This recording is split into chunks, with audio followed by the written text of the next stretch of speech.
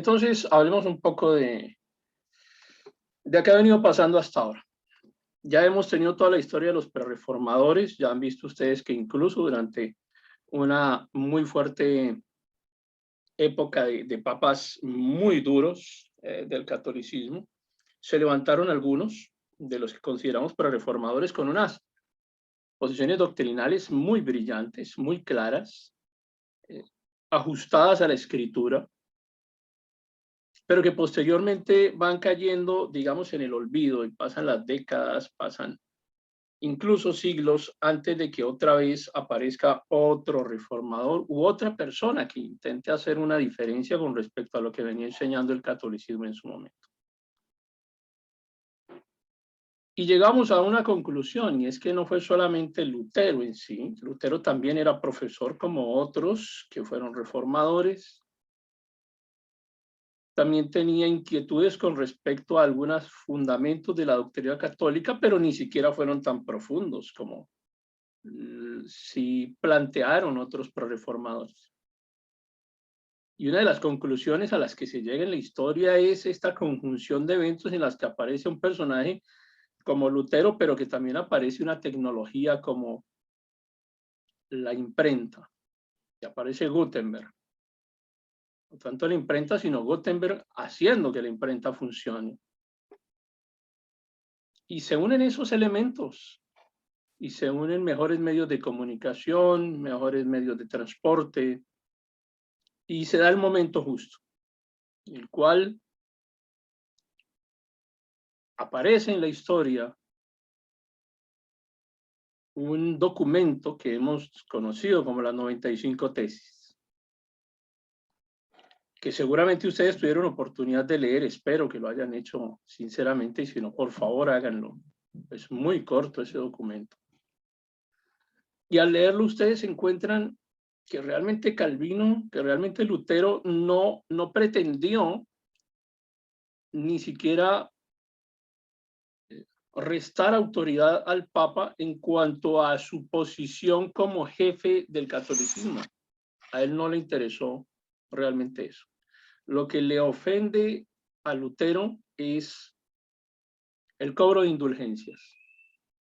Y comienza a discutir otras cosas. Pero no es una teología tan elaborada todavía. Es muy básica. Y lo que él hace es convocar realmente, él no convoca a una reforma. Él convoca a una reunión de académicos para que X día se encuentren y hablen sobre ese tema y lleguen a unas conclusiones y se las presenten al Papa para tratar de mejorar lo que estaba ocurriendo en ese instante dentro del catolicismo. Él no tuvo en ningún momento la intención de ser separatista ni reformador.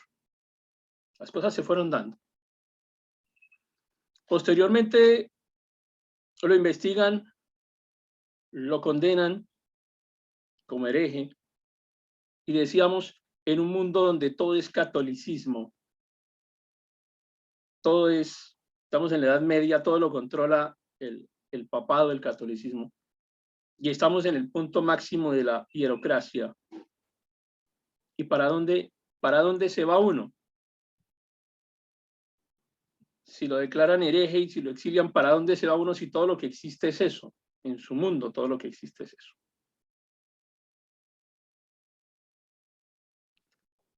De una parte que la clase política italiana pues tampoco quiso prestarle mucha atención a Lutero porque estaban muy enfrascados con el Papa Borgia, y entre más problemas tuviera el Papa Borgia mejor, más les beneficiaba. De manera que tampoco es que le presten mucha atención a Lutero, y seguramente pensaban que iban a resolverlo como lo habían hecho en otras ocasiones con otros prerreformadores. En su momento los iban a matar, los iban a quemar y ya resolvían el problema. No pensaron que se les iba a salir de las manos como finalmente ocurrió. Entonces, hay un momento en donde estas tesis de Lutero comienzan a expandirse, a extenderse, y otros pensadores, porque aquí ya estamos hablando de que existen formalmente universidades, academias, existen centros de pensamiento, existen modelos de pensamiento. Habíamos hablado de la escolástica, pero no se había abandonado tampoco la escuela aristotélica, ni la escuela en ese momento que ya comenzaba a consolidarse una especie de base del humanismo. Porque es que estos no son puntos exactos. Desde acá hasta acá termina el catolicismo y de aquí en adelante el humanismo o en adelante eh,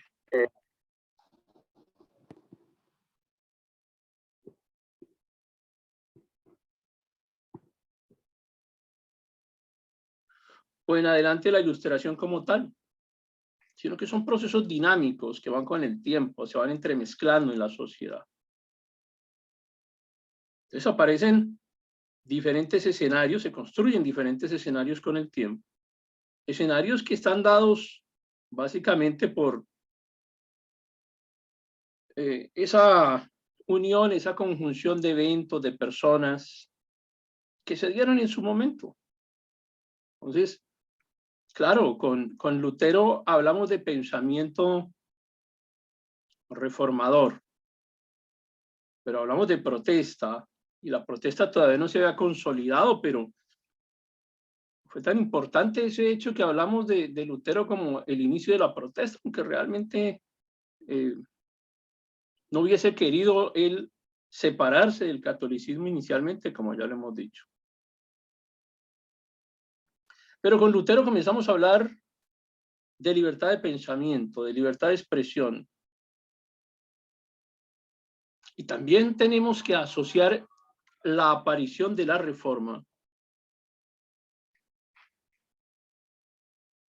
con el concepto de capitalismo.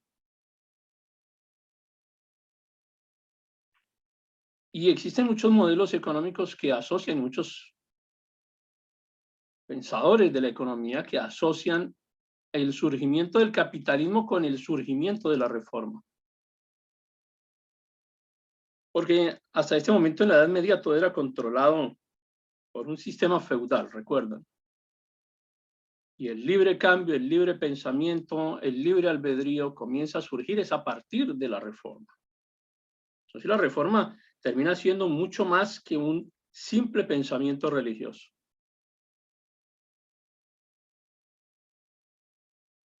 Y hay algo muy interesante acá, y es que tampoco podemos separar la Reforma del pensamiento político, y dijimos en la clase anterior. El mundo se dividió, se partió en dos, antes y después de la Reforma. Antes y después de todo este proceso de nuevo pensamiento, de libertad de cultos, de libertad de ideas, de libertad de estudio de las escrituras, del estudio de la palabra. Todo hasta ese momento se movía alrededor de la religión. Y eso que había sido un punto utilizado por el catolicismo para sometimiento de la población, pues la gente estaba acostumbrada a la religión, la gente estaba acostumbrada a la espiritualidad, la gente tenía un concepto de Dios. Y ese mismo concepto espiritual o esa misma búsqueda de la espiritualidad permite que la Reforma se extienda rápidamente, porque la gente tenía ese sentido de la espiritualidad. Y tampoco podemos separar la Reforma de lo político. Entonces, la Reforma fue una ruptura, insisto, no solamente en lo cultural y en lo religioso, sino en lo económico con el surgimiento del capitalismo y en lo político, porque muchos de los reyes que habían tenido que entregar sus posesiones a través de todas las artimañas que ya habíamos visto durante los dos primeros segmentos de este diplomado, que había utilizado el capitalismo para comenzar a quedarse con las tierras, con las posesiones en diferentes reinos, en diferentes partes de Europa, en diferentes partes del mundo. Entonces la gente, el político o el gobernante piensa de la siguiente forma, dice, si yo ya no hago parte del del catolicismo, pues tampoco tengo que obedecerle. Y si el catolicismo es una religión contraria a las escrituras, y si están equivocados, pues yo no tengo por qué someterme a ellos, y si no me someto a ellos, pues mis territorios, mis propiedades tampoco. Y los reyes y los gobernantes, algunos de ellos se separan del catolicismo no porque tuviesen un interés propio en la reforma, porque se hubiesen convertido en cristianos, sino porque encuentran ahí una forma de poder quitarse al Papa de encima, de quitarse al catolicismo encima, de recuperar sus territorios, de recuperar sus propiedades, de recoger los recursos, de dejar de dar impuestos. Entonces se quitan un gran problema de encima. Y se lo quitan desconociendo al capital, desconociendo al catolicismo, asumiendo un nuevo modelo económico que es el capitalismo, pero también asumiendo un nuevo modelo económico que no reconoce una vinculación política directa con el papado. Entonces, después de llegar al punto máximo de la hierocracia, el catolicismo retrocede impresionantemente y quedan prácticamente en nada, porque los príncipes, los reyes, dicen ya no queremos nada que ver con el capitalismo, con el catolicismo. Somos protestantes, no somos católicos. Sin embargo, fíjense cómo todavía existían movimientos humanistas. Y el humanismo surge también como reacción en contra del catolicismo. El humanismo como el derecho de pensarse como un individuo que tiene facultades propias, decisiones que puede tomar en favor propio de su familia. El humanismo como que no quiero nada con la religión tampoco, porque lo más importante no es la religión, lo más importante no es Dios, lo más importante es la persona.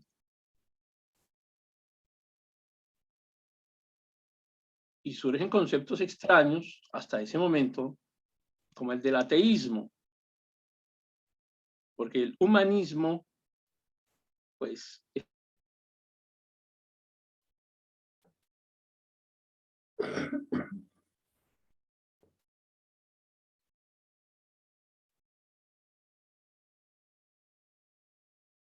pensamiento que surge allí en este periodo que estamos hablando del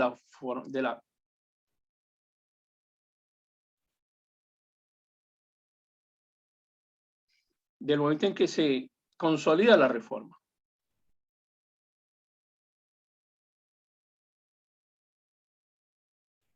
Yo les recomiendo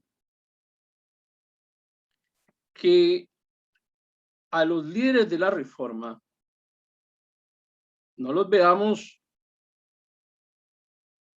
como los apóstoles del Nuevo Testamento o como los profetas del Antiguo Testamento, sino que los veamos como personas con tantos errores como los podemos tener nosotros, con tantas equivocaciones como los podemos tener nosotros. Fueron inteligentes, personas que dedicaron su vida a la causa del Evangelio, pero hay una equivocación grande y es pensar que Lutero llegó de pronto a alcanzar los niveles de espiritualidad que pudo haber tenido uno de los apóstoles, uno de los 12 de Cristo. Y de pronto no es que no hayan alcanzado, simplemente es que no podemos mitificarlos, así como ni siquiera podemos mitificar a los apóstoles, que también ellos mismos reconocen que han pecado y que han hecho muchas cosas que no los hacen dignos de salvación y que necesitan de Cristo. Es que a los apóstoles les decimos San Pablo, San Pedro, San Juan, etcétera, porque hace parte también de la tradición religiosa, pero fueron tan pecadores como cualquiera.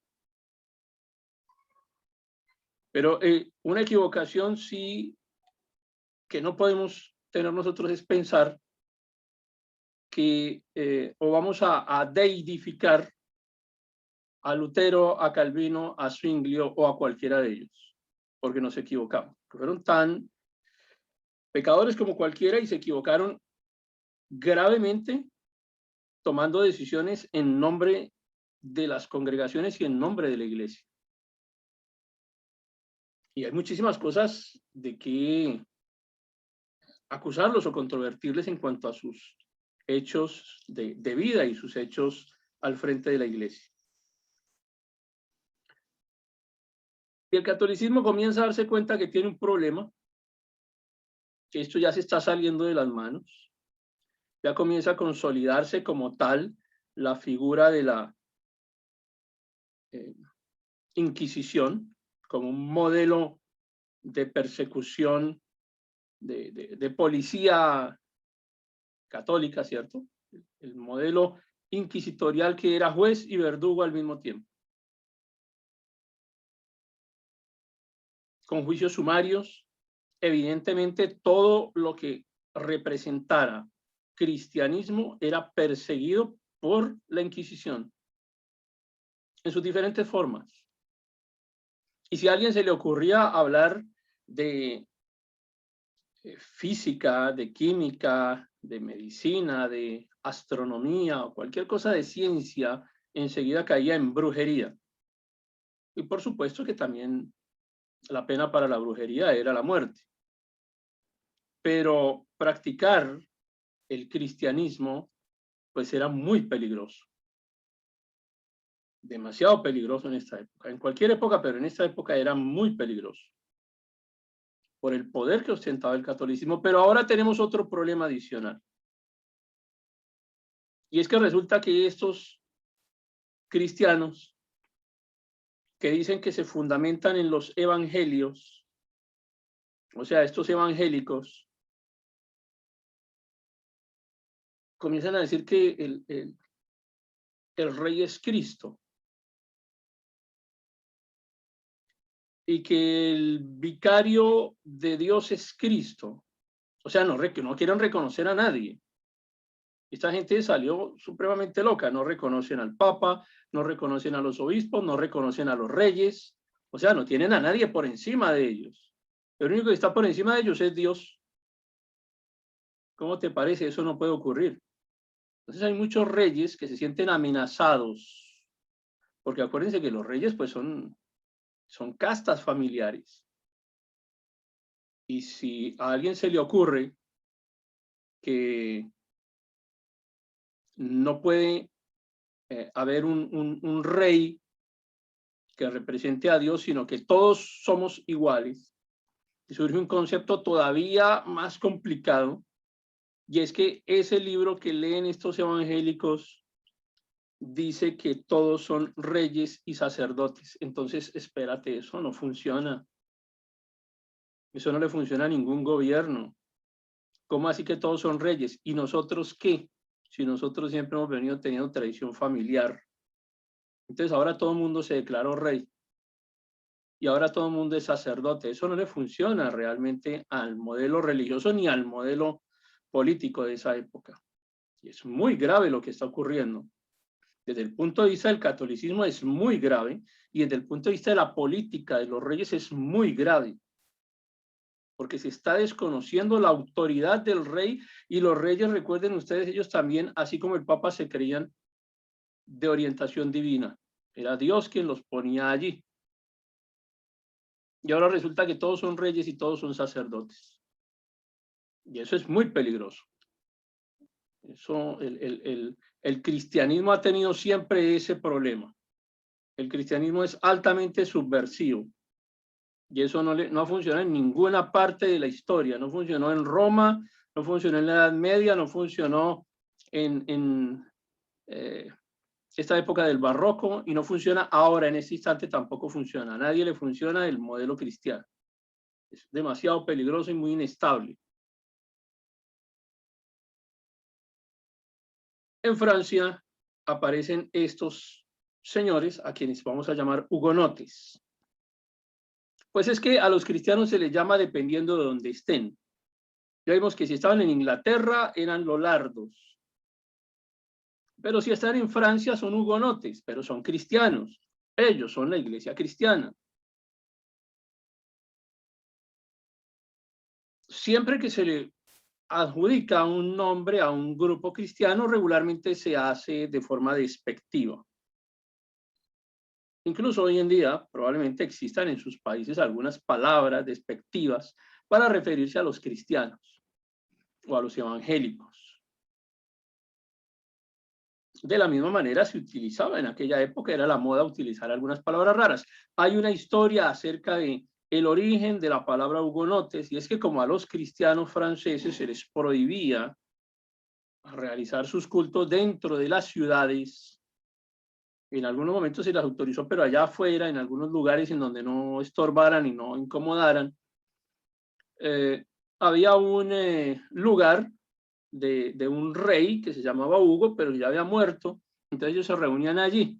Entonces el cuento del catolicismo es que ellos eran espiritistas y se reunían ahí para adorar al rey Hugo. Y eran seguidores del espíritu de Hugo, entonces por eso le llamaron hugonotes.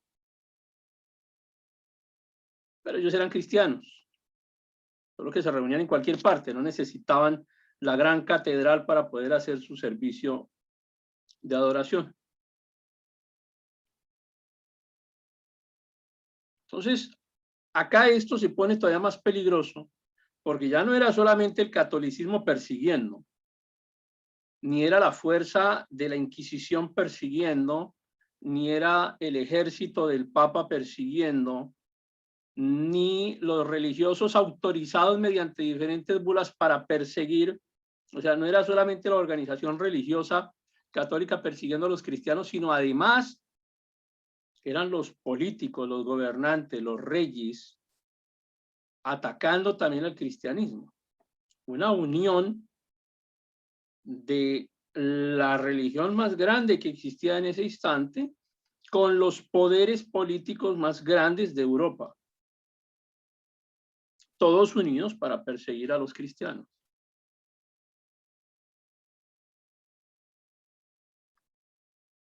No solamente en lo económico, en lo cultural, en lo político, en lo familiar. Hago una especie de paréntesis acá para... Tengo que hablar de varias cosas en esta presentación, saltaré un poco en el tiempo y saltaré un poco en temas. Pero como es que esto no es lineal, sino que van surgiendo diferentes conceptos a medida que vamos avanzando en el transcurso de los años, los cristianos comenzaron a trabajar en diferentes frentes. Unos van desarrollando doctrina, otros desarrollan documentos, otros crean estructuras. Bueno, y acá les quiero presentar algunos documentos con los cuales se apoyaron los cristianos de aquella época. Una de estas es la Biblia de Coverdale, que fue compilada por un religioso, ex religioso católico, como todos ellos salieron del catolicismo. La Biblia de Coverdale es la primera traducción completa de la Biblia en un inglés que para aquella época llamaríamos un inglés moderno. Y es la primera traducción impresa, completa, al idioma inglés. O sea, es un documento, también insisto, muy revolucionario. Pero Miles Coverdale también participó en otras versiones de la Biblia, como por ejemplo la Gran Biblia, la que tenemos ahí en pantalla. Bueno, no, la Gran Biblia es la siguiente. Participó también en la Gran Biblia, la de 1539.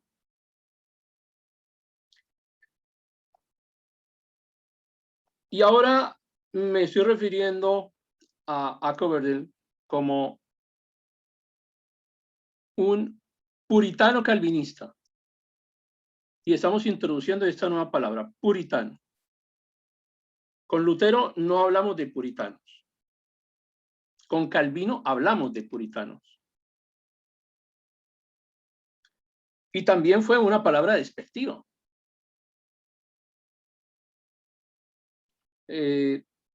Así como de pronto usted cuando va a la iglesia y lo conoce algún amigo, algún familiar suyo que nos ha visto hacer cosas que no son como tan dignas de santidad, entonces dicen, ay, pues tan evangélico, tan cristiano que se cree ahora. En ese sentido despectivo también se les decía puritanos, ay, pues tan puros, tan puritanos.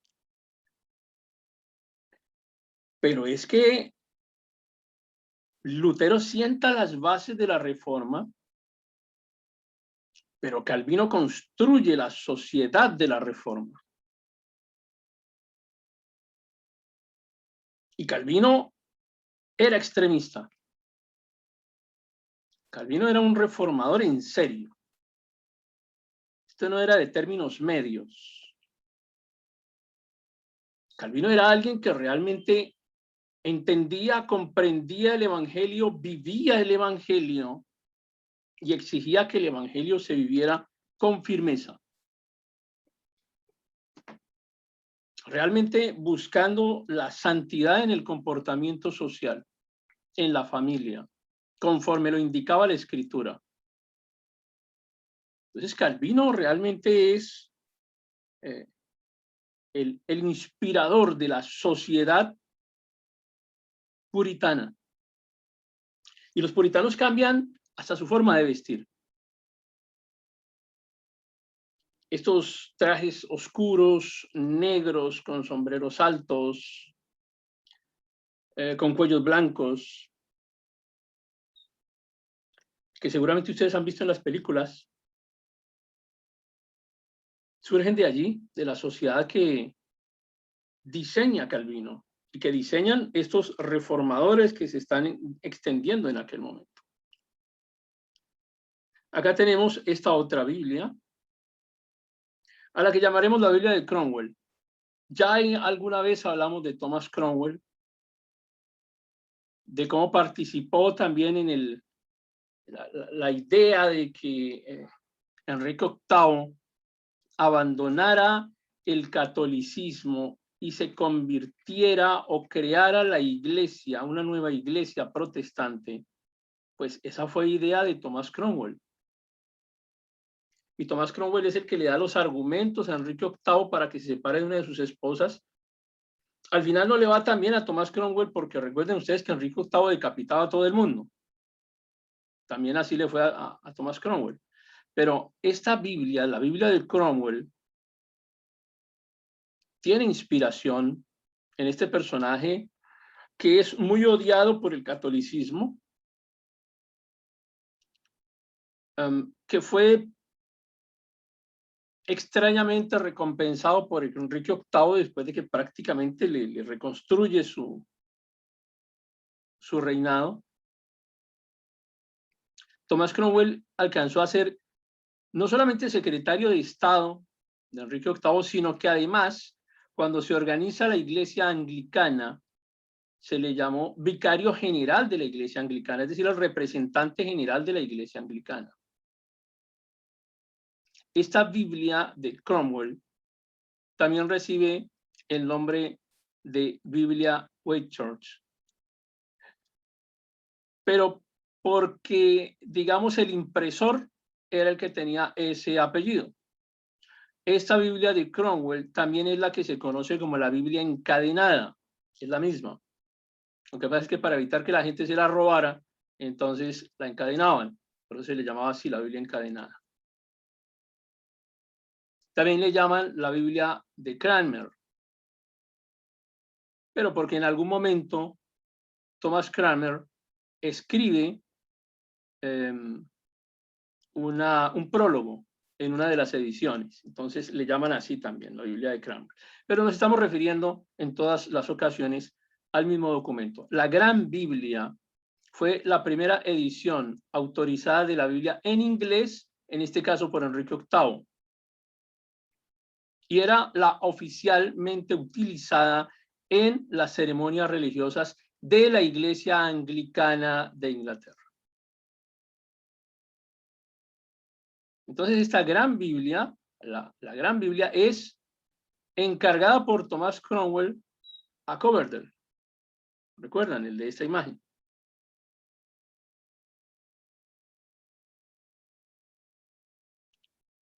Y uno comienza a ver en el anglicanismo algunas características muy particulares, porque esto uno no sabe realmente con el anglicanismo, en este momento, uno no sabe como de qué está hablando realmente en cuanto a doctrina,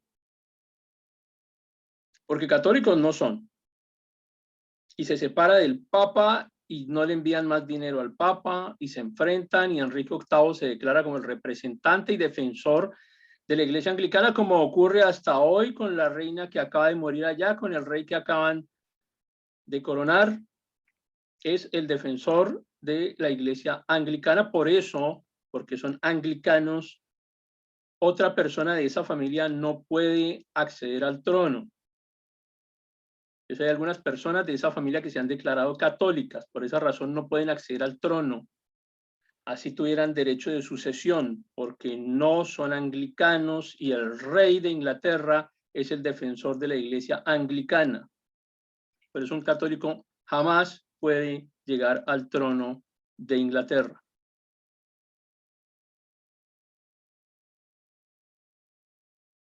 Pero la Iglesia Anglicana es muy particular, porque se separan del Papa, se separan del catolicismo, pero ustedes encuentran una mezcla de protestantismo y catolicismo. Una mezcla que para nosotros resulta ser un poco extraña, difícil de comprender para los católicos, difícil de comprender para los cristianos, entendible para el anglicanismo que maneja su propia dinámica, e incluso dentro del anglicanismo hay diferentes vertientes. Un anglicanismo que es mucho más cercano a las tradiciones, a los ritos católicos, que es como el anglicanismo de la clase alta. Está mucho más cerca de las tradiciones católicas, de los ritos, de las ceremonias católicas. Un anglicanismo un poco más liberal, si se quiere, de clase media. Es decir, es que hablar de clase baja en Inglaterra es difícil. Entonces, por eso hablamos de un anglicanismo más liberal, para quienes no corresponden a la nobleza. Entonces ya las ceremonias no son tan rígidas, no son tan romanas, y estamos hablando de esta época en la que está surgiendo el anglicanismo y algunos de esos detalles que se han extendido hasta nuestra fecha. Pero comprender el anglicanismo tiene ciertas características el anglicanismo, como vamos a seguir viendo. Entonces observen ustedes la indumentaria de un oficio religioso normal, tradicional en la iglesia anglicana. Hay un obispo que se encarga de controlar el culto anglicano, digamos que es el máximo representante, no por encima del rey, pero digamos dentro del puro culto religioso, dentro del oficio religioso. Y cuando ustedes miran ese traje que está ahí a la izquierda en su pantalla, pues ustedes encuentran que se parece mucho al catolicismo y tienen diferentes trajes. Tienen una sotana negra normal como la que puede tener el catolicismo y tienen un traje ceremonial para sus coros que pues, utiliza una capa en color blanco y esta que es la ceremonial y tienen otra todavía más especial. Entonces, digamos que frente a eso no hay mucha diferencia, por lo menos en cuanto a la forma de vestirse y mantienen algunas características del catolicismo que son muy llamativas, son muy particulares. Parece que estuviese uno hablando con un sacerdote católico, realmente, o viendo a un sacerdote católico cuando ve a un sacerdote anglicano. Llamarle pastor es un poco complicado también. Pero no se extrañe que a la gente le gustan esos ritos y le gustan esos vestidos. Y yo he visto pastores acá en algunos grupos de América Latina que se utilizan el cuello de la camisa, utilizan el cuello católico también.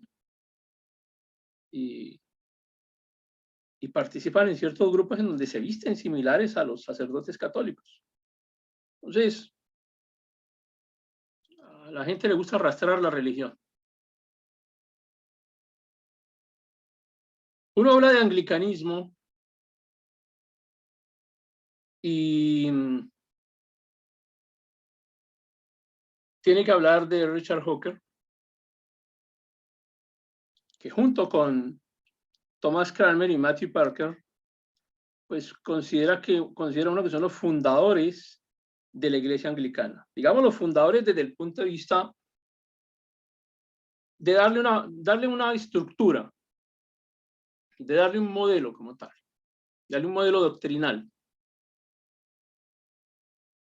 Porque ya sabemos de la importancia de Thomas Cromwell en el diseño, por lo menos en la idea de la creación del anglicanismo, de Enrique VIII como su primer representante, pero estoy hablando de la ideología, de las bases funcionales del anglicanismo. Entonces tenemos a estos tres líderes que les acabo de mencionar.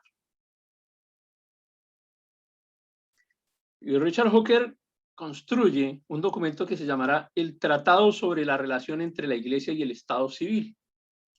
Y eso ya nos da una idea de por qué es que el anglicanismo es como es.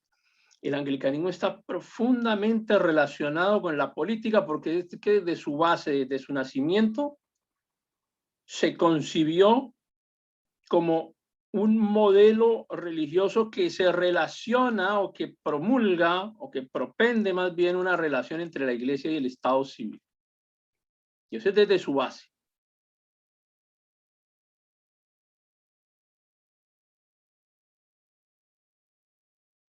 Y decía este autor, lo que es importante en los ojos de Dios no es lo formal, sino lo moral.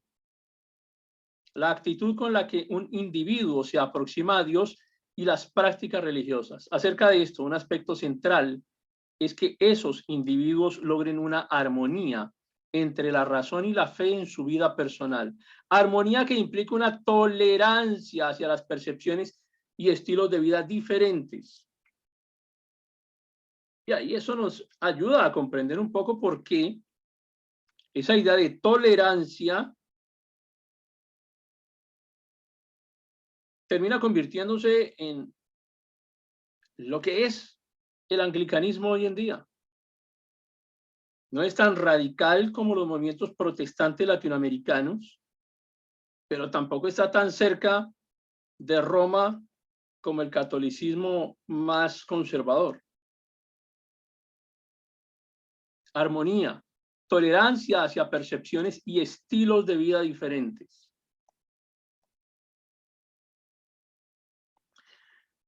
Sin dejar de apartarse de Dios. Tenemos esta otra versión, que es la Biblia de Ginebra.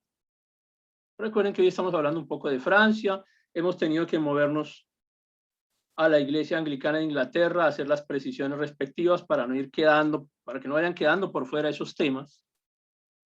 La Biblia de Ginebra es la edición cristiana en francés, publicada en 1560 por Juan Calvino, en Ginebra. Así como la Biblia de Lutero cohesiona a Alemania y prácticamente le da origen y consolida el idioma alemán. Surge Alemania a partir de la Biblia de Lutero.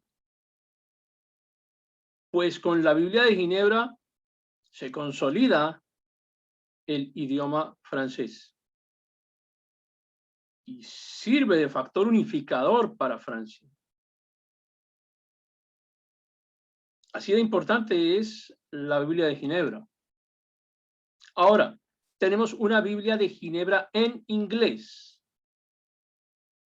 No confundirla. Es una traducción de la Biblia de Ginebra en francés, la traducen al inglés y se llama así, la Biblia de Ginebra, también, pero en inglés, porque fue hecha por exiliados ingleses que también eran puritanos, es decir, que eran calvinistas, y que conocen a la Biblia de Ginebra en francés y la llevan hasta su idioma. Entonces, no confundir esas dos versiones.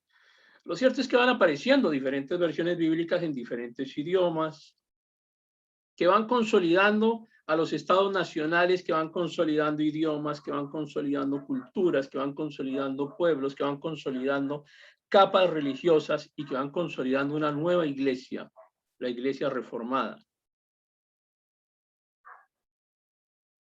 El impacto de la reforma es absoluto, insisto, en todos los niveles de la historia humana. Vamos un poquito a hablar de Calvino.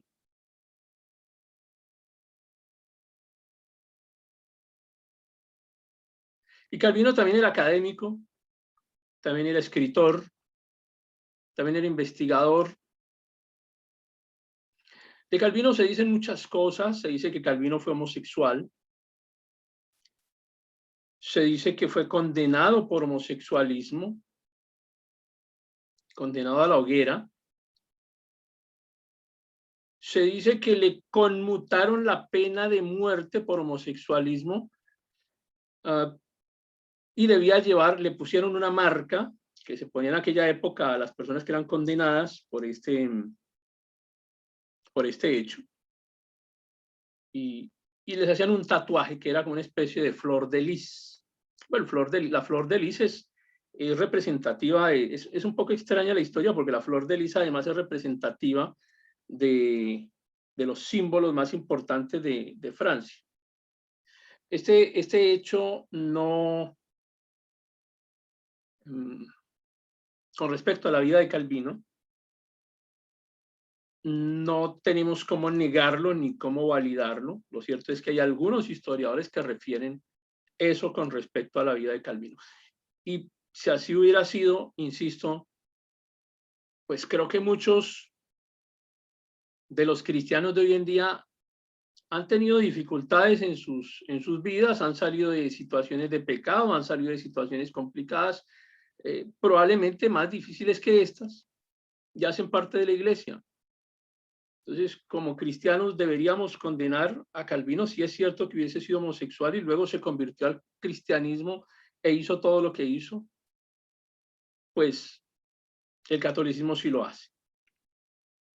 No aceptan que Calvino hubiese sido probablemente un homosexual. Sin embargo, encontramos a Calvino no como el iniciador o como la chispa de la reforma, como sí puede uno hablar de Lutero, sino aquí estamos hablando de alguien que es el corazón de la reforma, el corazón de la rebelión. Hasta el punto de que prácticamente todas las doctrinas que uno puede entender hoy en día que existen alrededor de cómo debe funcionar una iglesia tienen alguna asociación con el calvinismo. Prácticamente la reforma termina asociándose con el calvinismo. Y ese Calvino fue, insisto, muy radical en cuanto a la concepción de lo que debía ser la iglesia y de lo que debía ser una nueva sociedad fundamentada en las escrituras. Fue muy radical. Tuvo algunos amigos que le acompañaron, algunas personas que estuvieron a su lado. Vamos a hablar de Nicolás Cop. Nicolás Cop fue nombrado rector de la Universidad de la Sorbona. Es como cuando, no sé, le dan un cargo importante a alguien, pero parece que como que no lo quiere o sus convicciones eran tan realmente importantes. Lo nombran rector de la Sorbona y en el discurso de posesión dice, refiriéndose al catolicismo, herejes, seductores, impostores malditos. Así tiene la costumbre el mundo y los malvados de llamar a aquellos que pura y simplemente se esfuerzan en insinuar el evangelio en el alma de los fieles. Ojalá puedan en ese periodo infeliz traer la paz a la iglesia, más bien con la palabra que con la espada. Y hace una defensa tan fuerte del protestantismo, del cristianismo, del luteranismo. Todavía no estamos hablando de calvinismo como tal, pero hace una defensa tan fuerte de la iglesia cristiana en un escenario como la Universidad de la Sorbona, absolutamente católica, terminan pues por sacarlo de la universidad y lo amenazan de muerte, pero le alcanzan a avisar que lo van a matar y él se escapa con Calvino. Y comienza esa travesía por crear una nueva sociedad. Se van para Ginebra. Entre muchas cosas me referiré solamente a algunos de los hechos más importantes en la vida de ellos. Entonces, va hasta Ginebra, allá lo convierten en pastor de la ciudad. Pero fíjense cómo Ginebra se convierte en el centro del cristianismo, en el centro del protestantismo. Ginebra es la capital mundial del cristianismo de aquella época. Ginebra es la capital mundial del protestantismo, es el núcleo, es de donde sale el protestantismo. Ginebra es muy importante para la historia del cristianismo.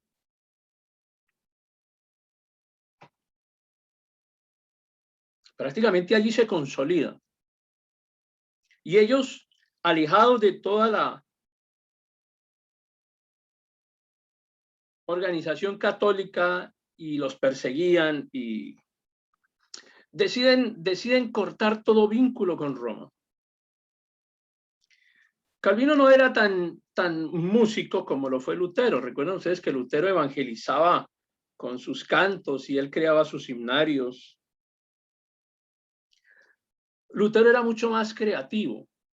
Lutero era más creativo, era más músico, más compositor.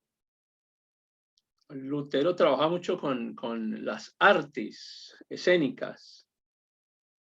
La personalidad de Calvino no era así. La personalidad de Calvino era mucho más serio, más adusto. Y todavía digamos que a pesar de que estaban en esta etapa de consolidación del cristianismo reformado, pues eran perseguidos por el catolicismo. Eran perseguidos fuertemente. Y Calvino usa otra estrategia. Él dice, bueno, pero yo no soy tan buen compositor, nosotros acá no tenemos esa habilidad que tienen otros, pero existen los salmos.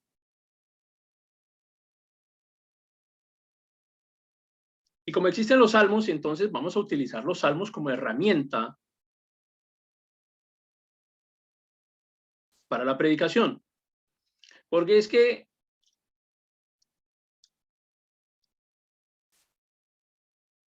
cantar música no católica en un idioma que no fuera el latín y en unos tonos o en unos ritmos que no fueran los autorizados oficialmente por aquella época. Hoy todavía mucha gente le molestan los ritmos y le molestan ciertos tonos dentro de las iglesias, piensan que son unos tonos que equivalen a pecado. Entonces alguien pensará, por ejemplo, que, bueno, X ritmo, no me voy a meter con ninguno.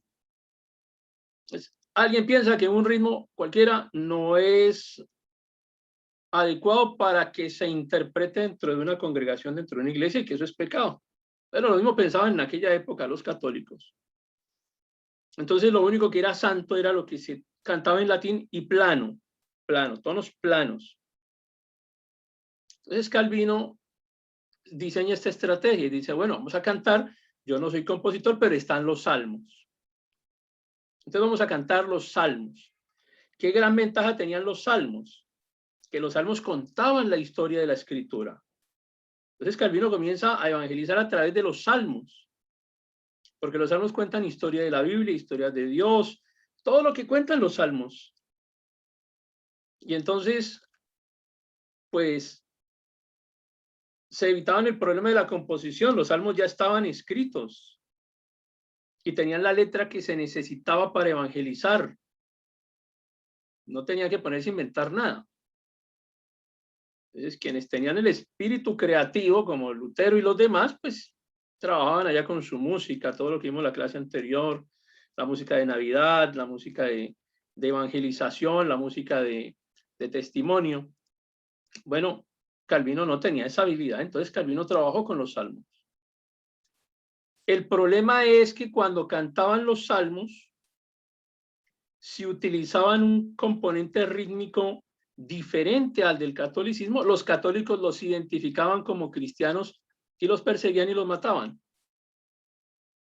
Entonces, Calvino se inventó cantar los salmos, pero con un tono absolutamente plano,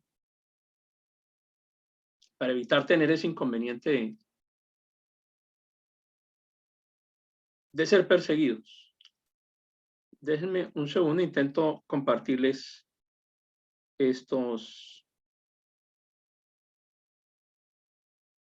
sonidos. Pacientemente esperé al Señor, y a mi él se inclinó, y en su piedad me escuchó. Cuando yo le alzaba mi clamor del pozo del tormento, del cenagoso lodo, Dios me hizo sacar. Sobre la peña él puso mis pies y fiel enderezó mi andar. Puso en mi boca una nueva canción, alabanza a nuestro Dios. Muchos lo verán con temor, confiarán en Dios en su corazón. Oh, qué feliz el hombre que en Dios confía siempre, en el Dios de verdad, y altivos no miro, ni al que se desvió, siguiendo falsedad.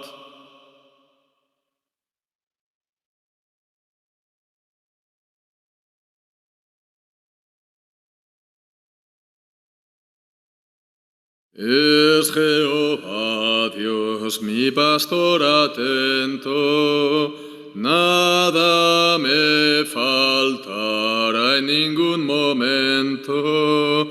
Me hará yacer en los lugares vastos, en donde abundan delicados pastos, junto a las aguas mansas en corriente. Me pastorea con su voz potente. A mi alma él dará su fortaleza, y por su amor con gran delicadeza él me guiará por sendas de justicia, aunque ande en valle de sombra de muerte.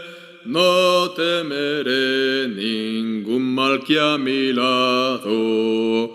Me alentarán tu vara y tu cayado.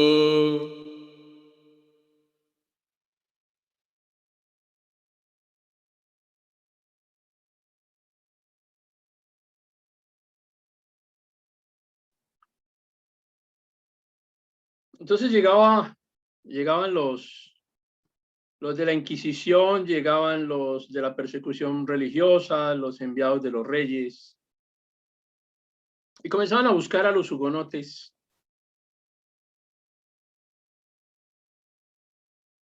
Y comenzaban a buscar a los cristianos, a los que se comportaban diferente a la tradición católica. Y fíjense cómo la estrategia de Calvino también termina siendo interesante. Porque con esos ritmos parece que estuviese uno en una misa en latín, pero cambiaba era el contenido, cambiaban las palabras, cambiaba el mensaje. Y al cambiar el mensaje, la gente comenzaba a ser evangelizada a través de ese mensaje, porque además las canciones o los salmos eran traducidos al lenguaje común de las personas. Y digamos, de esta manera lograron engañar al catolicismo durante un tiempo importante. Pero luego los católicos se dan cuenta que están cantando los salmos y que los están cantando traducidos a su idioma, y comienzan a perseguirlos también, porque inicialmente pasaron desapercibidos por el tono musical, así como ustedes ven, muy plano. ese tono musical los defendía, porque digamos que no era el tono musical perseguido por el catolicismo. Pero el catolicismo se da cuenta que están cantando en otro idioma y que las letras son unas letras no autorizadas por el catolicismo para cantar. Entonces, ¿qué hizo la gente? Se aprendían el salmo y luego simplemente lo tarareaban. No salían las palabras, sino apenas salía el sonido. Cantaban simplemente tarareando el salmo.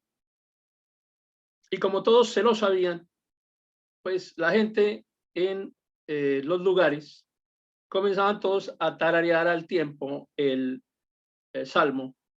Y era como si todos estuvieran cantando, porque en su mente cada uno sabía qué decía el salmo, a pesar de que no saliera con palabras. Una estrategia de alabanza, de adoración, casi que en silencio, pero pues les sirvió para poder defenderse un poco de la persecución. Más adelante podemos encontrar acá unas representaciones de lo que sería el modelo de vida del puritanismo.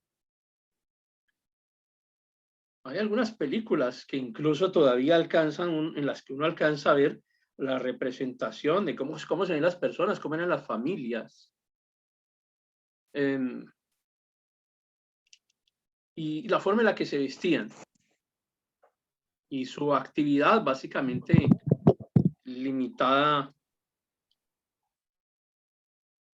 a la agricultura, a la ganadería, muy caseros, muy como las películas que ustedes alcanzan a apreciar, las películas norteamericanas, entre otras cosas porque es que quienes en medio de la persecución religiosa llegan a los Estados Unidos son los puritanos, porque es que esta gente la persiguen mucho, entonces no le dejan tener sus casas, los persiguen, les quitan sus propiedades, los matan y estaban agotados, entonces ellos prefieren embarcarse y son quienes llegan a Estados Unidos. Quienes llegan a Estados Unidos son los puritanos. Por eso es que ustedes ven que hay ese perfil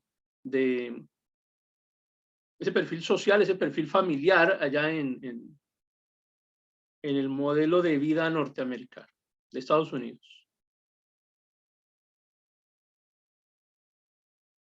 Y comenzamos a encontrar diferencias entre el calvinismo y el luteranismo, que persisten hasta hoy. Lamentablemente persisten hasta hoy y lamentablemente aún todavía gente que tiene un perfil más calvinista y otros que tienen un perfil más luterano se condenan y se consideran herejes los unos de los otros y consideran que el otro no va a llegar a la salvación y consideran que ellos son la única y verdadera iglesia. Eso persiste desde esta época.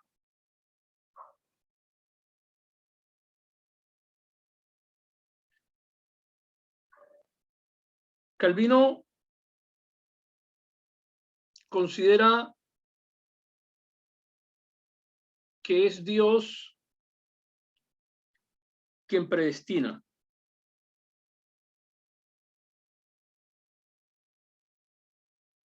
A quien va a tener la salvación. Entonces Dios en su infinita autoridad, en su infinito poder, creó a 10 personas.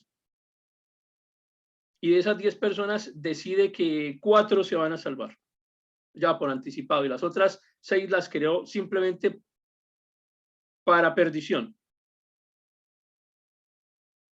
Y Lutero dice, no, eso no es así. O sea, no creemos en ese concepto de la predestinación, que persiste, que subsiste hasta hoy en día en muchas congregaciones.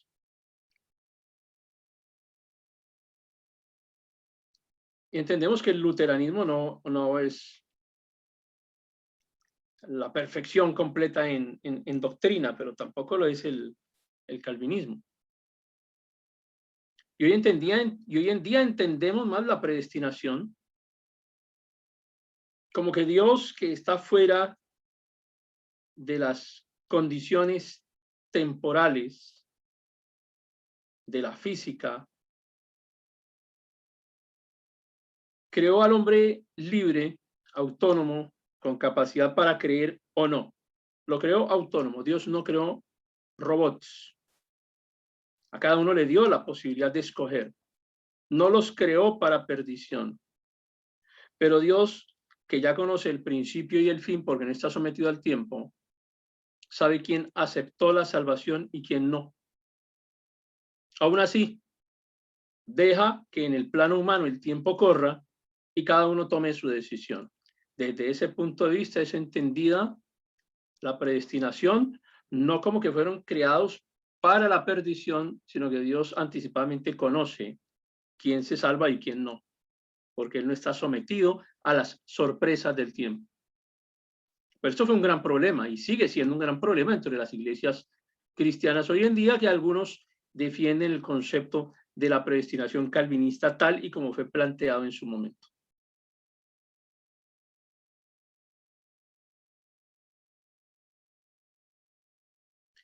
¿Recuerdan ustedes entonces que se había ido Calvino a conformar un nuevo modelo de organización social? Llegan a Ginebra, pero al final la gente allá como que no le gustó mucho el modelo. Algunos exigen que sean más flexibles, otros quieren que pues no sea tan radical. Inicialmente se crea esto que se llamó el Cantón de Ginebra. Digamos que era un espacio territorial en donde Calvino y todas las personas que creían en que debía vivirse así el cristianismo se reúnen, y es una especie de gobierno religioso. Es un gobierno religioso calvinista. Muy peligroso, insisto, muy peligroso. Es muy peligroso porque no reconocen a ningún rey. No reconocen reyes, no reconocen familias, no reconocen aristocracia, no reconocen papa, no reconocen organización católica, crean su propia sociedad. Pero hay muchas tradiciones religiosas. Esas tradiciones religiosas que persisten incluso hasta nuestros días y que uno llega a ciertas congregaciones cristianas acá en América Latina, uno llega a congregaciones cristianas y percibe muchas tradiciones religiosas católicas todavía, subsisten allí. Y esto ocurría también allá, ocurrió también en el Cantón de Ginebra. Y la gente se molestó porque tanto Calvino como Farel exigen que se viva una vida de acuerdo a lo que ellos consideran que debe ser la vida del cristiano. La gente se molesta, entonces ellos deciden simplemente irse, se exilian. Calvino se va para Estrasburgo y estando en Estrasburgo le ofrecen ser pastor de una congregación allá y él acepta. Ya no teniendo tantas ocupaciones ni tantos problemas como tenía allá en el Cantón de Ginebra, que era una cuestión de gobierno mucho más compleja, más elevada, entonces acá se dedica a escribir. Y escribe una de las obras más completas que puede existir hoy en cuanto a la concepción de las bases del cristianismo reformado. Institución de la religión cristiana se llama esta obra de Calvino, que escribió muchas otras cosas más, pero vamos a hacer énfasis en esta porque realmente es muy importante para el cristianismo en general. Institución de la religión cristiana. Son 4 libros. Son 4 volúmenes muy grandes. Esto es extenso.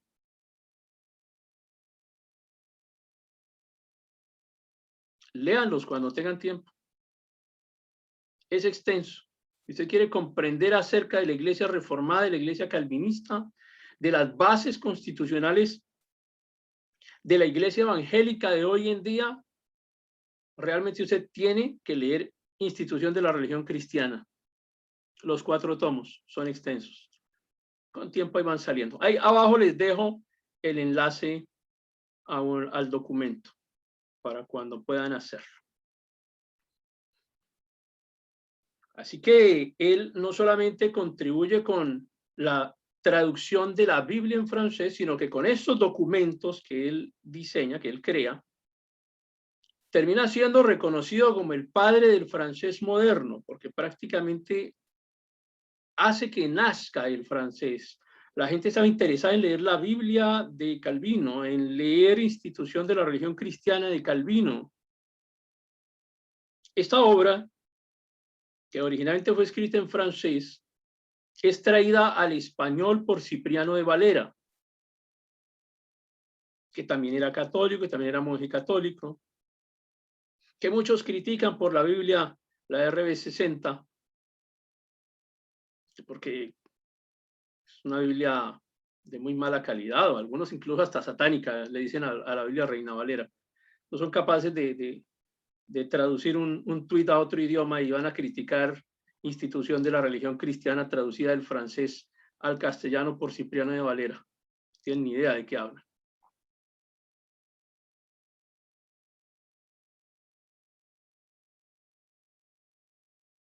Entonces esta obra, insisto, diseña, crea el fundamento teológico, el fundamento bíblico de la Reforma.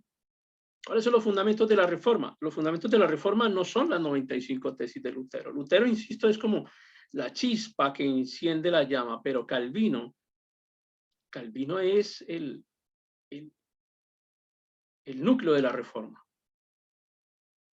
No que no hayan otros importantes, es que su obra realmente fue trascendental e incluso hasta hoy en día.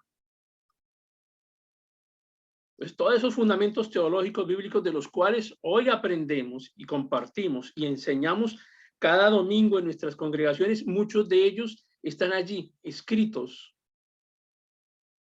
que seguramente pueden mejorarse, por supuesto. Es que la obra de Calvino no es la Sagrada Biblia. La obra de Calvino es la obra de Calvino, es un estudio sobre la Biblia. Es un estudio sobre el comportamiento del cristiano, sobre el comportamiento social. Es un estudio cristiano, así como hay muchos otros libros, pero es un libro que sirvió de base para muchas de las cosas que hoy en día hacemos dentro de nuestras congregaciones cristianas. Luego vienen otras ediciones también en otros idiomas.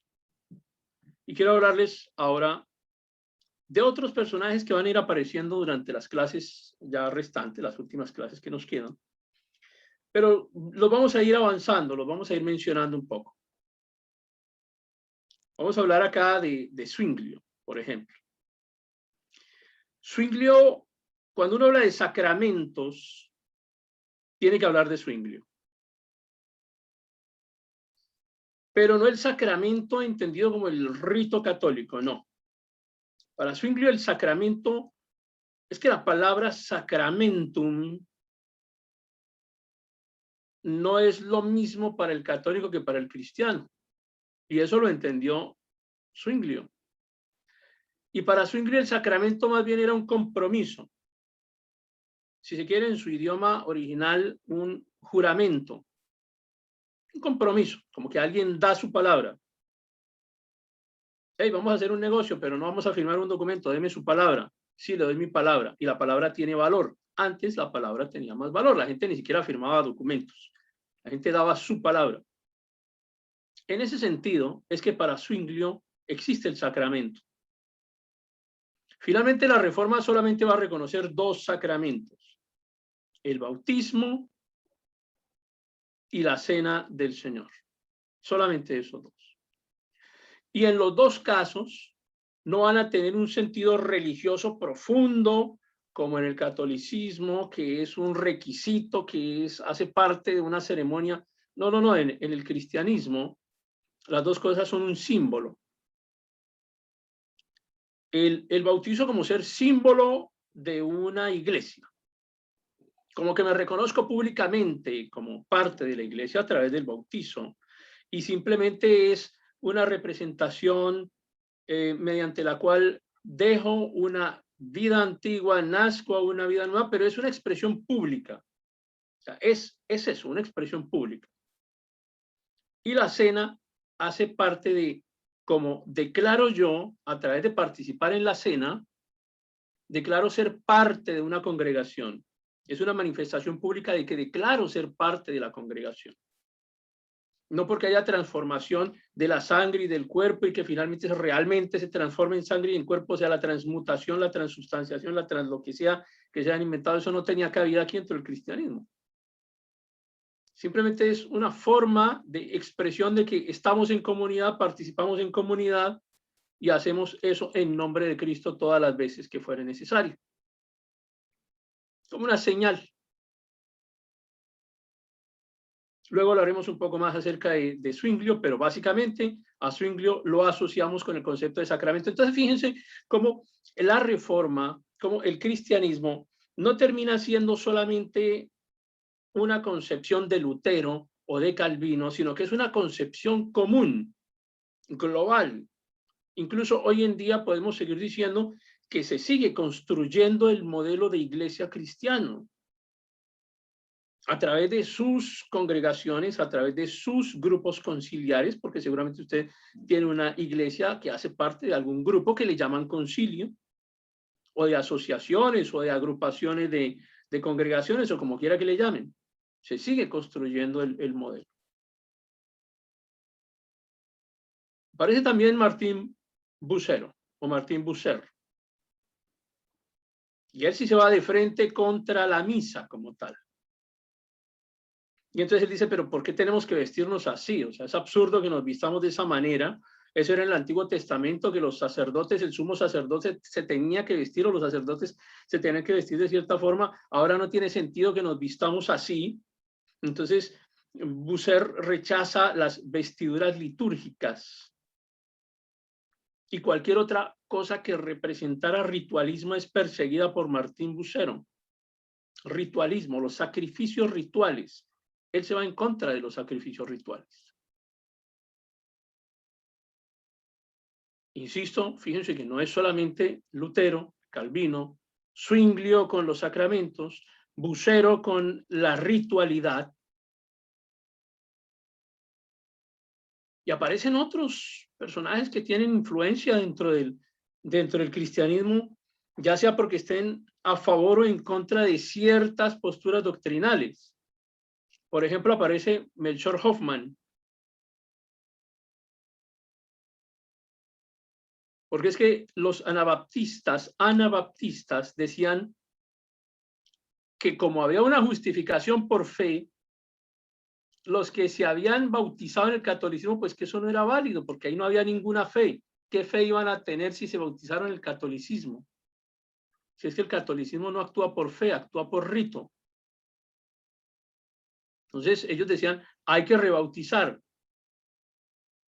Unos decían, hay que rebautizar, otros decían, no hay que rebautizar. Y eso termina formando un gran problema dentro de la iglesia. Hoy en día todavía persiste el problema de cómo se concibe el bautizo dentro de las iglesias. Entonces, algunos decían, sí debe bautizarse, si el católico salió del catolicismo, pues es que ese catolicismo, pues realmente eso no es iglesia. Además se bautizaron y eso eran pequeños, eran niños, no había ningún concepto de pecado. Entonces, pues hay que bautizarse porque esto es por fe y el bautizo es un acto de fe. Es una declaración pública de fe.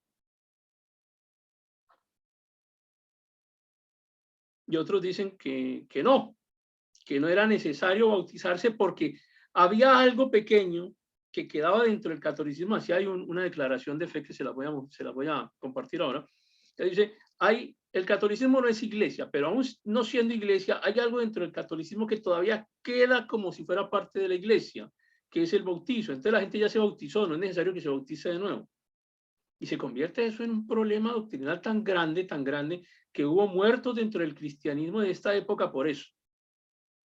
O sea, los enfrentamientos que existen entre las iglesias cristianas y que surgen de esta intención de organizarse mejor, seguramente cada uno con sus buenas intenciones, creyendo sinceramente que era bueno bautizarse o que era bueno no bautizarse, que era bueno participar de un día de culto, otros que no era necesario participar, algunos dicen que sí era importante consumir ciertos alimentos, otros que no, otros que sí se puede consumir el licor, otros que no. Entonces, terminan todos enfrentados y terminan incluso, el cristianismo de esta época se enfrenta y hay muertes, muchos muertos a causa de estas diferencias doctrinales. Yo creo que hoy en día, si no tuviésemos leyes firmes en contra del homicidio y en contra de todas estas cosas, es probable que algunos de una congregación fueran a acuchillar a los de la otra congregación porque no les gusta cómo se visten, o no les gusta lo que comen, o no les gusta lo que hacen, o el día que respetan, o lo que sea, porque consideran que los demás son herejes. Que hay algunos que son especialistas en condenar a los demás. Y hay algunos que son especialistas en mantener rituales. Entonces, y ahí es cuando uno tiene nuevamente que devolverse allá a Romanos y volver a leer al apóstol Pablo, tratando de ponerle un orden a todo esto. Seguramente si los reformadores le hubiesen puesto un poquito más de atención a Romanos y si hubiese podido compartir más la carta de los romanos, seguramente no se hubieran matado como se mataron en aquella época por conceptos ritualistas que eran absolutamente innecesarios. Y les presento a este último personaje de esta serie, que es Erasmo de Rotterdam, de quien ya hemos hablado en otras ocasiones. De libero arbitrio. Defiende la libertad del hombre en oposición a la predestinación. Entonces Erasmo de Rotterdam se opone a Calvino. Porque Calvino dice hay predestinación, Erasmo de Rotterdam dice no hay predestinación. La gente tiene capacidad de decidir. Y Lutero le responde, de servo arbitrio. Y se arma un problema entre estos dos. Erasmo fue un personaje que como que no se sabía realmente uno nunca termina de entender a Erasmo de Rotterdam. A veces parece que fuera amigo del Papa, de hecho el Papa lo llamaba para que participara en su doctrina porque parecía católico. Lutero lo llamaba, Calvino lo llamaba para que estuviese con él. Lutero lo llamaba para que estuviese con él y lo apoyara con sus doctrinas. Y tampoco quiso apoyar a Lutero. Ese era como que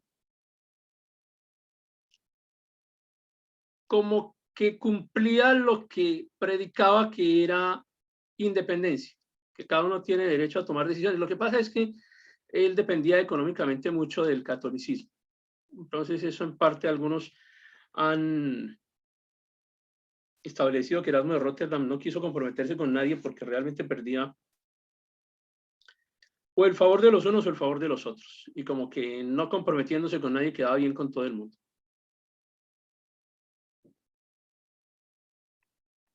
Hablemos de Jerome Bolsec. Ya estamos en el año 1551, hay un problema entre Jerome Bolsec y Calvino, nuevamente por el tema de la predestinación. Que insisto, es que hoy en día ese concepto de la predestinación en algunas congregaciones es tan importante, le dan tanta trascendencia a ese concepto, que se maldicen y se condenan y se llaman herejes y se llaman pecadores y todo lo que quieran. Pero el concepto de la predestinación, bueno, Bolsec se enfrenta con Calvino y Calvino ordena el arresto de Bolsec y lo llevan a juicio y lo condenan. Esto es un poco, esta es una de las cosas que uno realmente cuestiona de algunos reformadores, porque así como la Biblia no le tapa cosas a nadie, a ninguno de sus personajes importantes, así como la Biblia nos muestra cómo fue Sansón, cómo fue David, que hizo matar al esposo de aquella con la que se casó después. O sea, la Biblia no le tapa nada a ninguno de sus grandes personajes. ¿Por qué tendríamos que hacerlo nosotros con los reformadores? Pues ellos también cometieron errores graves. Y entonces uno no entiende cómo Calvino, que acaba de salir de la persecución religiosa, que lo están condenando, que lo están persiguiendo por sus ideas, ahora se mete con Bolsec, lo hace arrestar, lo hace juzgar, y pues como él consideró que no era como del nivel de herejía el conflicto que tenían, entonces lo exilia. Pero eso no pasó solamente con Bolsec. tenemos aquí, por ejemplo, a Miguel Servet. Y aquí esta es una de las que le duele a uno mucho en la historia del cristianismo. Porque Miguel Servet ya tenía otro concepto. Él se había convertido también, pero tenía un concepto propio relacionado con la Trinidad. Y aquí viene el otro gran conflicto de las iglesias cristianas de hoy en día, el concepto de la Trinidad. ¿Unicitario o trinitario? Y si unicitario, ¿por qué? Y trinitario, ya vimos en las primeras fases de este programa, vimos todas las posibles vertientes o variables que existen acerca del trinitarismo. Que la sustancia y que se confunde y que no se confunde y que a veces se amalgama y que a veces entonces sí son y no son juntos uno solo, pero que al rato después entonces sí son diferentes y todo lo que ustedes quieran con respecto a cómo la interpretación del unicitarismo y el trinitarismo también ocurrió aquí. O sea que ese problema no crean que es aquí de esta época, de la época del COVID-19. El problema viene desde la misma creación, del mismo origen de la Reforma. Y desde antes de la Reforma, desde allá, desde cuando los concilios católicos se mataban por acusándose de herejes, porque queremos comprender la sustancia de Dios. O sea, es que es tan absurdo ese concepto. Con nuestra mente limitada queremos definir de qué está hecho Dios, de qué está hecho Cristo, de qué está hecho el Espíritu de Cristo. Y algunos consideran que ya tienen eso resuelto y lo respeto. Pero en esta época no lo tenían resuelto.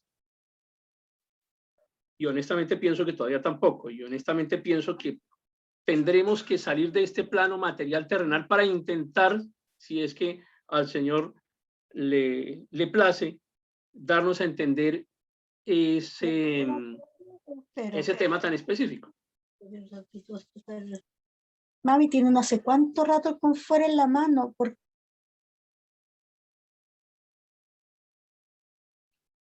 Listo. Entonces, Servet entra en conflicto con el dogma de la Trinidad. Y Calvino ya había desterrado a Bolsec porque estaban en conflicto con el concepto de la predestinación. Pues una cosa es la predestinación y otra cosa es el concepto de la Trinidad, y aquí sí Calvino no se lo perdonó. Primero lo acusó con la Inquisición. La historia dice que Calvino acusó a Servet con la Inquisición, que le pasó unas cartas a la Inquisición como para que la Inquisición lo persiguiera, porque no tenía esa capacidad, digamos, de capturarlo, juzgarlo y demás. Pero finalmente después sí se atreve. Y fíjense que el Consejo de Ginebra, no solamente Calvino, sino el Consejo de Ginebra en pleno, declara a Servet hereje, lo mismo que estaba haciendo el catolicismo. Esto es increíble, la gente escapa del catolicismo porque los están matando por sus ideas, porque los están quemando por sus ideas. Ahora viene Servet, que se había convertido, que era cristiano, que era reformado, pero que tenía un concepto diferente acerca de la Trinidad. Y entonces el Consejo de Ginebra en pleno, acusado por Calvino, lo ponen en una estaca y lo queman vivo y lo queman con sus libros. Igual que hacía la Inquisición. Los cristianos hicieron exactamente lo mismo.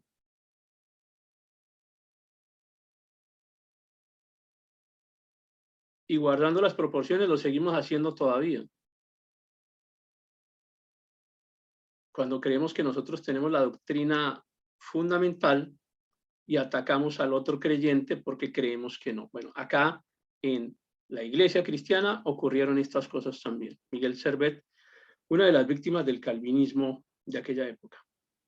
Y entender el calvinismo es un poco complejo, y hay quienes se han preguntado, ¿realmente el calvinismo superó a Calvino? Parece que el calvinismo terminó siendo más calvinista que Calvino. A la muerte, Calvino dice, doy testimonio de que vivo y me propongo morir en esta fe que Dios me ha dado por medio de su evangelio y que no dependo de nada más para la salvación que la libre elección que Él ha hecho de mí. Con esa declaración está hablando de la predestinación. De todo corazón abrazo su misericordia y por supuesto que nosotros entendemos que Dios nos eligió, pero cuando leemos la Escritura también dice que nosotros le elegimos. O sea, es que hay una doble vía allí que es difícil de interpretar para algunos, porque si nos quedamos solamente en una parte de la Escritura, pues no terminamos de comprender el mensaje completo. Sigue diciendo Calvino, de todo corazón abrazo su misericordia, por medio de la cual todos mis pecados quedan cubiertos por la causa de Cristo y por causa de su muerte y padecimientos. Según la medida de la gracia que me ha sido dada, he enseñado esta palabra pura y sencilla mediante sermones, acciones y exposiciones de esta Escritura en todas mis batallas con los enemigos de la verdad, que no he empleado sofismas, sino que he luchado la buena batalla de manera frontal y directa, y ese es, digamos, el discurso final de Calvino. Y encuentra uno realmente un discurso coherente, coherente para el cristianismo, de alguien de fe, de alguien que está fundamentado en las Escrituras, que tiene fe en su salvación en Cristo. Y por eso mucha gente se pregunta hoy si realmente Calvino fue el inspirador del calvinismo tal y como se concibe hoy en día, o si el calvinismo terminó superando a Calvino y siendo aún más radical en sus bases que lo que quiso lograr el mismo Calvino.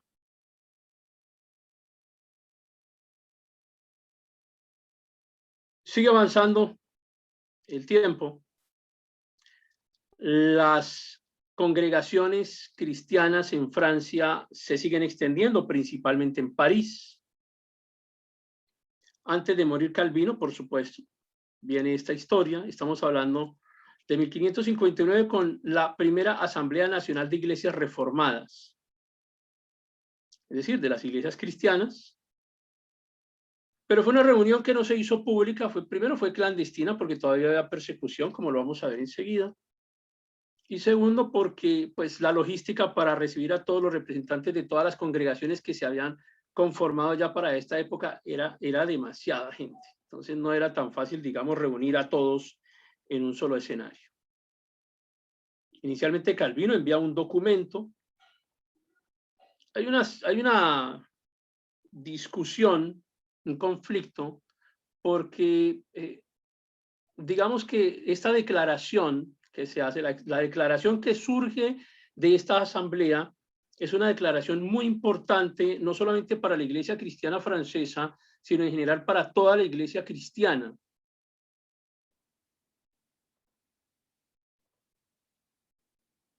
Entonces se reúnen todos los representantes de estas 72 congregaciones, que fueron quienes lograron asistir,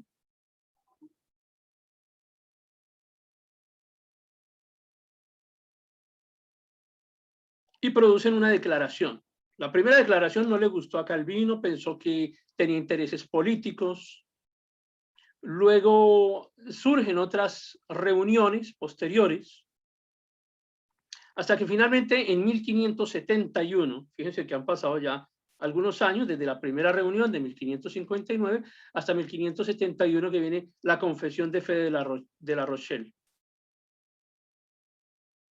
La Confesión de Fe de La Rochelle es uno de los documentos constitucionales del cristianismo actual en todo el mundo, porque resume de forma general los fundamentos de la fe cristiana, y casi que uno los lee hoy en día y parece que estuviese leyendo la declaración de fe de la mayoría de las congregaciones cristianas a las que asistimos. Seguramente usted en su congregación o en su misión tienen una declaración de fe. Y cuando usted lee la declaración de fe de su congregación, seguramente se parece muchísimo a la declaración de fe o a la confesión de fe de La Rochelle. ¿Confesión de fe qué es? Es un conjunto de declaraciones, son 40 artículos que se encargan de redactar y que cuando uno los lee, cuando uno los analiza, parece que entraran algunos de ellos en contradicción con los otros, y realmente es así. Pero es que teniendo a tantas personas allí reunidas, era difícil Yo no sé si les pasa a ustedes que cuando hacen una asamblea dentro de su congregación e intentan llegar a un acuerdo o hacer una declaración, todo el mundo quiere que como que quede un pedacito de lo que opina, y finalmente sacar una sola declaración termina siendo un poco difícil. Y eso ocurrió aquí. Entonces uno encuentra ciertas declaraciones dentro de estos 40 artículos que parecen entrar en contradicción unas con otras. Pero claro, tenían diferentes tendencias. Unos un poco todavía influidos por el catolicismo, otros influidos más por el pensamiento calvinista, otros por los diferentes pensadores o teólogos que ya estaban desarrollando sus estudios en aquella época, y finalmente se produce este documento, les insisto, que se llama la Confesión de Fe de La Rochelle. Pero hay algunos artículos muy importantes, como este, les he compartido creo que unos 3. Este artículo 24 dice: nosotros creemos ya que Jesucristo nos es dado como nuestro único abogado. Piensen ustedes como si lo estuvieran leyendo frente a la doctrina del catolicismo. Entonces, si nos dicen que Jesucristo es nuestro único abogado, pues no necesitamos intermediarios, no necesitamos santos, no necesitamos patronos, no necesitamos sino únicamente a Jesucristo, nuestro único abogado, y nos manda a retirarnos privadamente en su nombre a su Padre. Y ahí hay una declaración relacionada con el unicitarismo y el trinitarismo, a retirarnos privadamente en su nombre a su Padre, y aunque no nos es lícito orar, sino siguiendo la forma que Dios nos ha dictado por su palabra, que todo lo que los hombres han imaginado de la intercesión de los santos difuntos es solo abuso, falacia de Satanás, para inducir a los hombres que se extravían de la forma de orar bien. Rechazamos también todos los demás medios que los hombres presumen tener para redimirse a Dios, como derogando el sacrificio de muerte y pasión de Jesucristo.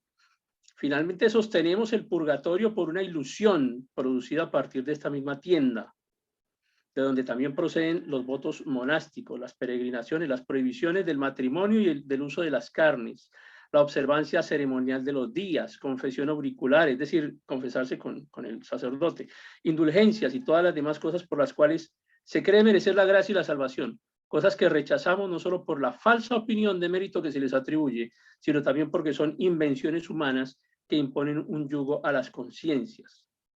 Entonces este es uno de los artículos que se va realmente de frente contra el catolicismo, que derriba sus bases doctrinales, y les dejo 2 enlaces. El segundo enlace es un enlace de descarga libre, en donde se hace un análisis de cada uno de esos 40 artículos. Es una traducción es una traducción del francés de aquella época, que no es un francés moderno, es una traducción de ese francés al castellano actual con un análisis. Bien.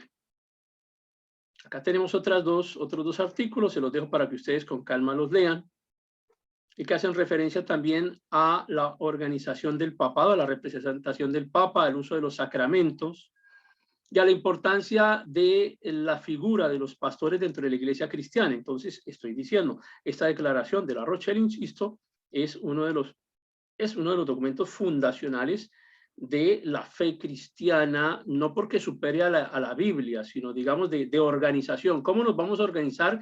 Declaramos en qué creemos, declaramos cómo va a funcionar nuestra organización cristiana, y sugiero realmente que la lean y que la compartan, y que se la compartan a los líderes y a los pastores de sus congregaciones, si es que tienen alguna duda sobre algunos elementos fundamentales de cómo se desarrolló el génesis de la iglesia cristiana protestante. Ahora, decíamos, ya no solamente es el Papa y la religión quienes persiguen al cristianismo, sino que ahora lo persiguen los reyes, lo persiguen los gobernantes. Por ahí se escuchó el pollo, ¿cierto? Sí. Hay que esta fotografía, estoy con mi amigo Dante, dando una vuelta allí por La Rochelle.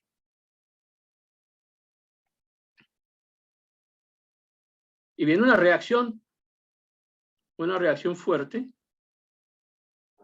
del catolicismo, a través de este concilio.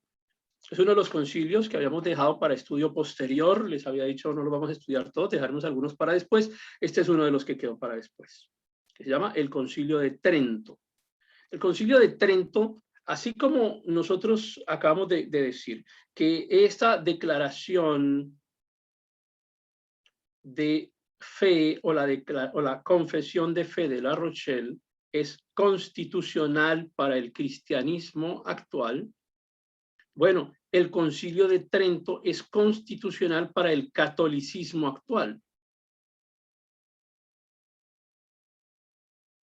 Porque allí vuelven a retomar las bases fundamentales de todos sus concilios anteriores y definen qué es importante, porque es que ahora les toca enfrentarse a una cantidad de problemas que están teniendo, problemas doctrinales. La gente está pensando en otras cosas, la gente está poniendo en duda al Papa, está poniendo en duda la organización católica, está poniendo en duda la celebración de la Eucaristía, la transustanciación, todo lo está poniendo en duda. Entonces el catolicismo responde con el Concilio de Trento.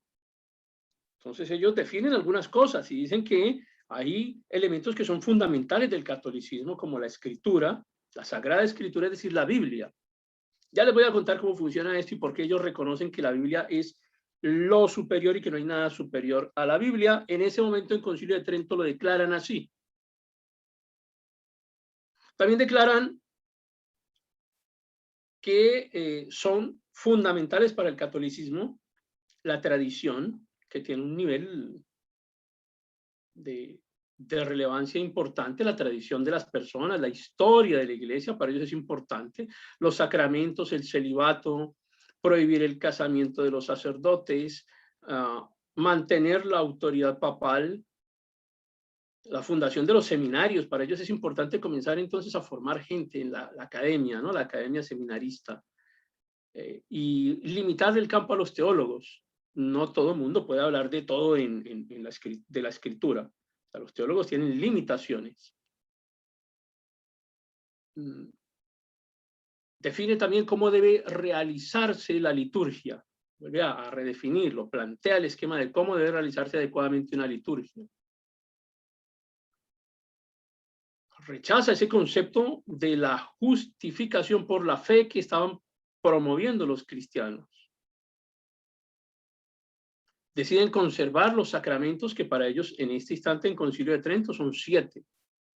Confirman las indulgencias, confirman la veneración a la Virgen María y a los santos. Entonces, ese es el resultado del Concilio de Trento, que es una reacción a lo que está ocurriendo con la Iglesia cristiana, que les acaban de declarar allí, en una reunioncita de 72 personas, una declaración de fe que termina siendo fundamental para las iglesias cristianas, insisto, hasta hoy.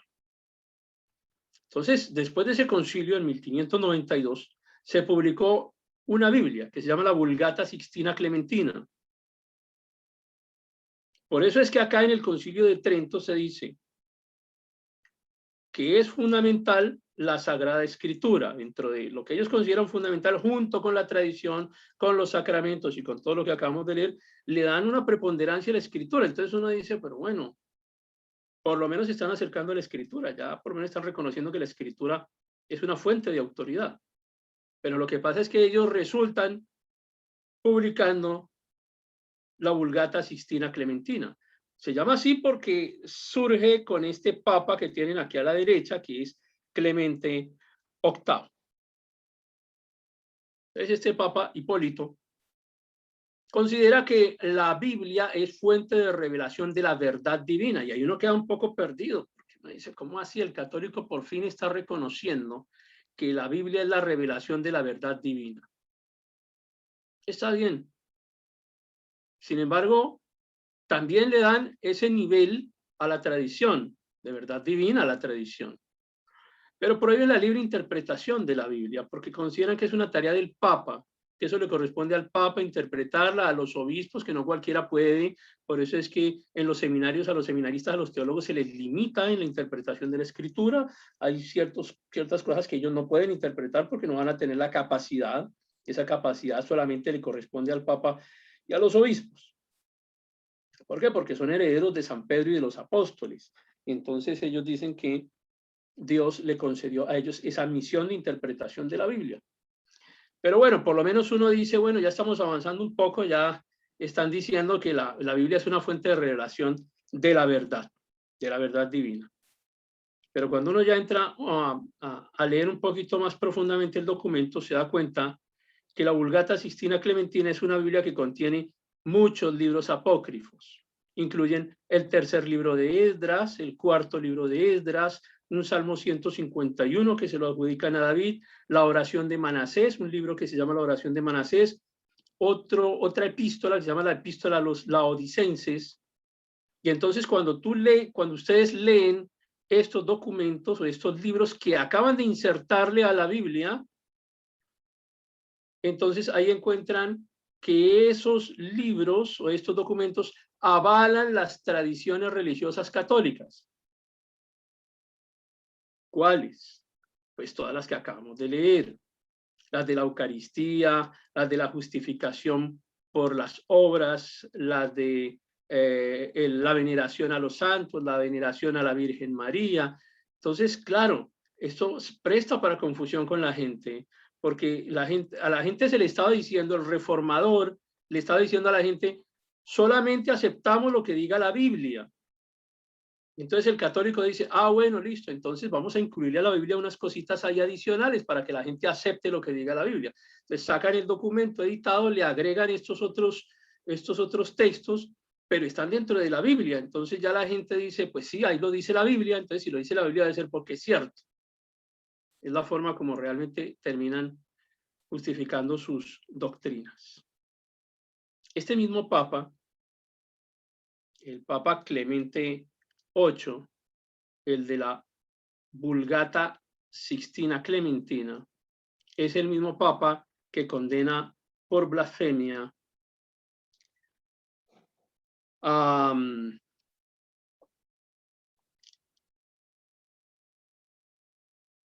ver, aquí hay tres personajes, bueno, tengo cuatro personajes en la historia.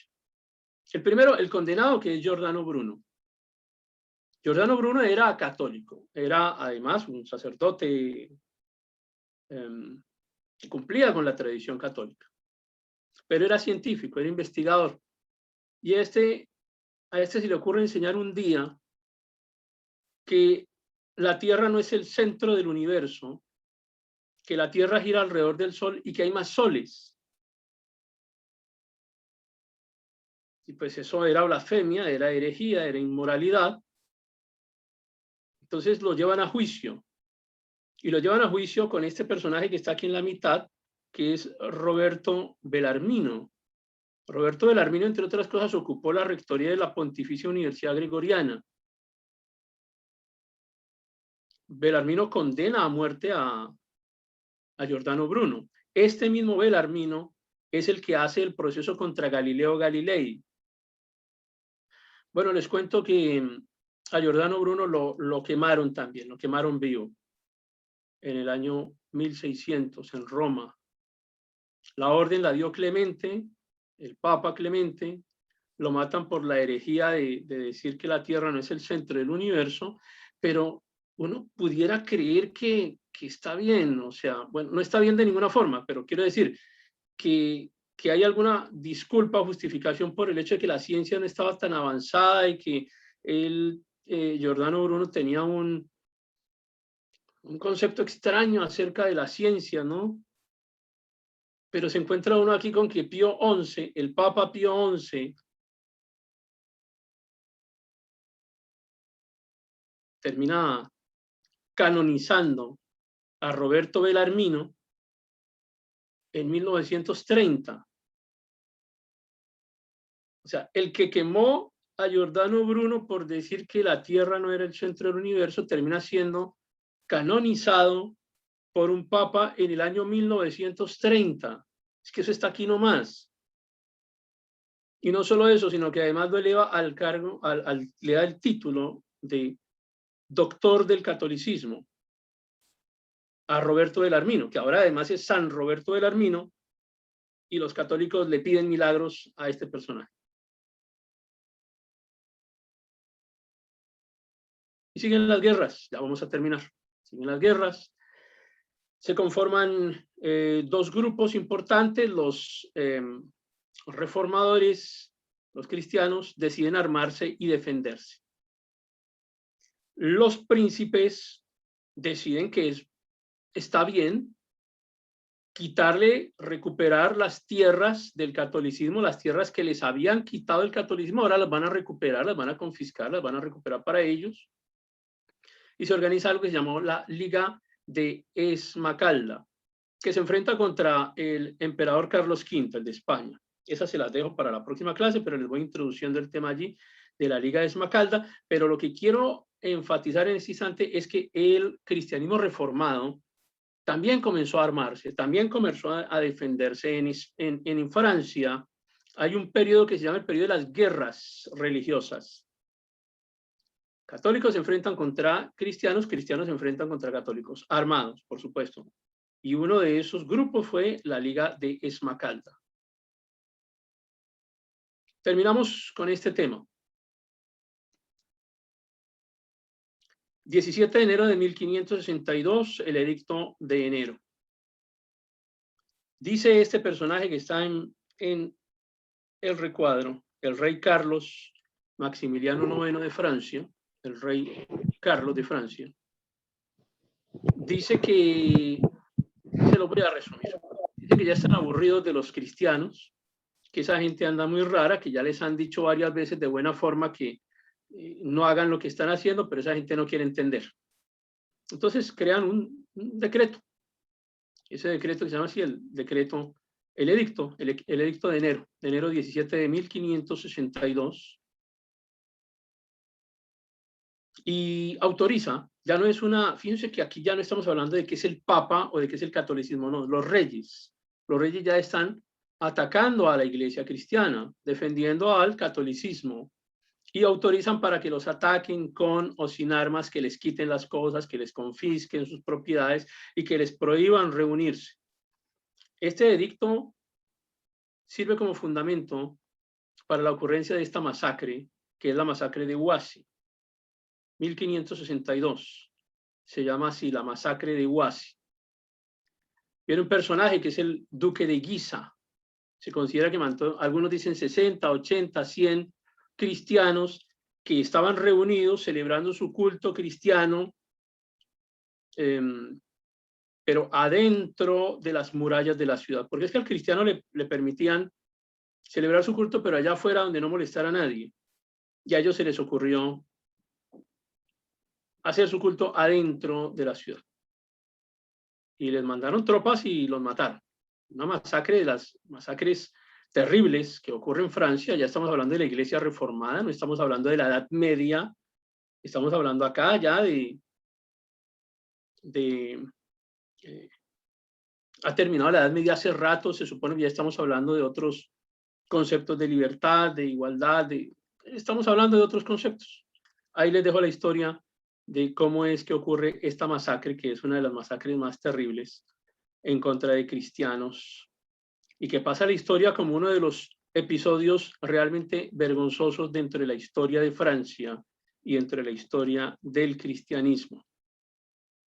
El granero fue atacado, los adoradores fusilados, y antes de que el duque diera la orden de cesar el fuego, 63 de los 600 o 700 protestantes fueron asesinados y más de un centenar heridos. La noticia de la masacre se extendió rápidamente. Los romanistas, es decir, los católicos, la aclamaron como una victoria. El problema no fue en sí solamente la masacre de Huasi, como un hecho que es muy lamentable dentro de la historia del cristianismo. O sea, ustedes imagínense que en este instante llega el ejército a su congregación cristiana y comienza a dispararles por el solo hecho de que están teniendo un servicio cristiano, solamente por el hecho de ser cristianos. Y llega el ejército y entra a su congregación y los fusila. O sea, así de grave fue el hecho.